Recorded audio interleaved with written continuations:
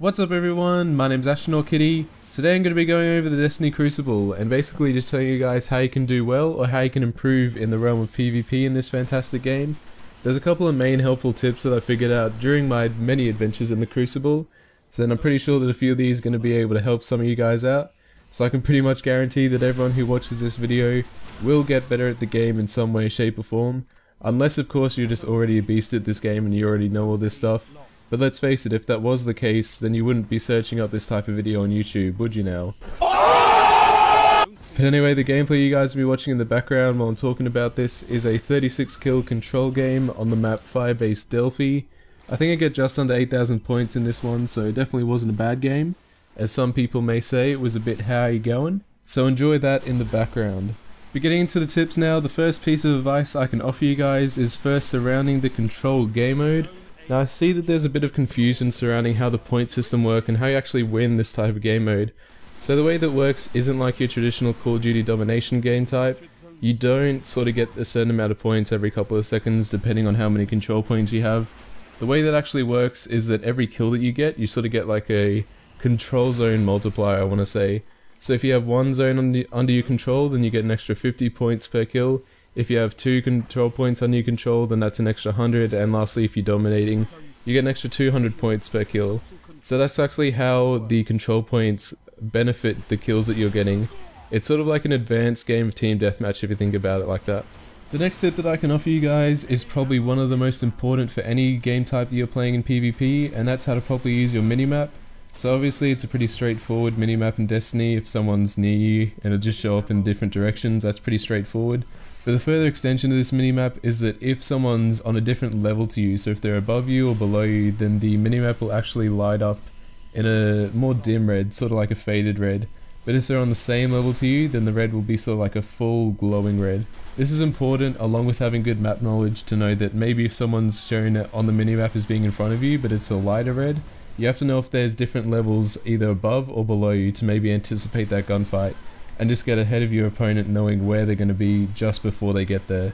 But obviously more generic advice, just with any sort of FPS that you play, you should be looking at your minimap a lot of the time. When I'm playing, I'm usually always looking at my minimap and just using peripheral vision to see where I'm actually walking. The only time that I actually am looking at the screen is when I'm in a gunfight with someone else.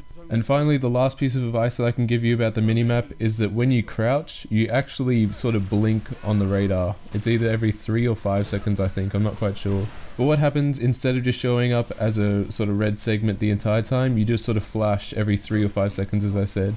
This can be really useful, as sort of the average player will probably just look up and glance at their minimap every now and then.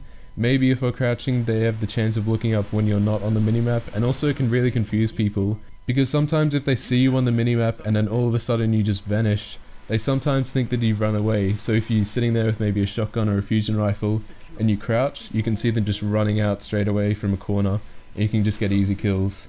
The next bit of advice I have for you guys is probably the most important thing of the entire video, and that's what weapons you guys should be using. So for me, my class is very much map dependent. For the majority of the time, what I run is a auto rifle, fusion rifle, and then heavy machine gun combination. I find this to be most effective because for the primary weapons, there's no other option than auto rifles. You can use scout rifles on the bigger maps, which is probably what I usually do, such as First Light and Bastion.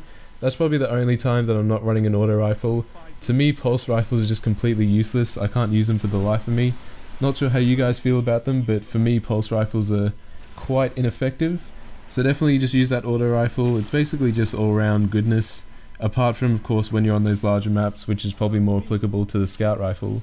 For the special weapons, you can probably argue that the shotgun is better in different situations than the fusion rifle, but just for the majority of the time, it feels like a fusion rifle is having a shotgun with just longer range, basically.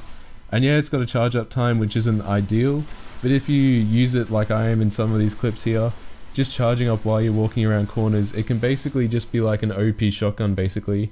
So that's usually why I use the fusion rifle, but the only time that I'm not using it is when I'm using a sniper rifle on maps like First Light and Bastion. Just because, especially First Light, it's just so open, there's a lot of opportunities to get those good sniper kills, get some montages and whatnot. And then lastly, for the heavy weapon, I always run the heavy machine gun over the rocket launcher. Because if you think about it, the rocket launcher can probably get you maybe 2 to 3 kills if you're lucky, but what if you miss one rocket, then you've only got one left, you know, it's not that great. But if you have the heavy machine gun, it's basically just like running around with an OP auto rifle. You can get an excess of maybe like 5 to 6 kills, and you just like mow people down in literally a third of the time that you usually do with your usual primary weapon. Also, another really important thing regarding heavy ammo is that you should be going for heavy ammo every day of the week. If you're not going for the heavy ammo, then you're losing basically, because it's just easy kills. Like when you have that heavy machine gun, you have your OP weapon compared to everyone else, you can just mow people down, as I said.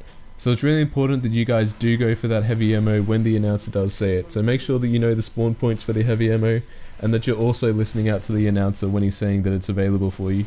To finish off this video, I've just got a couple of quick tips that I think deserve some love, sort of like rapid fire tips for you OG respawn watchers out there. The first thing is that when you're capturing a control point, don't stay on that bitch all the way to 100. Once it gets to about 90, you can sprint off it and you'll still get the points for capturing the point. The next thing is that you can cancel reloads by sprinting. So once you figure out the reload pattern for your gun, and you see that the mag has lit up with an extra 28 or however many bullets is in the mag, then you can sprint, and that just equates to quicker reload times. The next thing is that your melee kill range is a lot farther than you think, probably like an extra 1 to 2 meters or an extra 3 to 6 feet for you non-metric users out there. But you don't have to be right up next to someone for your melee kill to still have the same effectiveness, it's got a bit of range to it. Lastly, the most important quick tip is headshots. Go for headshots. If you're not going for headshots, you're gonna lose, because the headshot multiplier in this game is ridiculous, so always go for headshots when you're playing. But guys, that's about gonna do it for this video. I hope you enjoyed the quick tips at the end, I hope you learnt something new.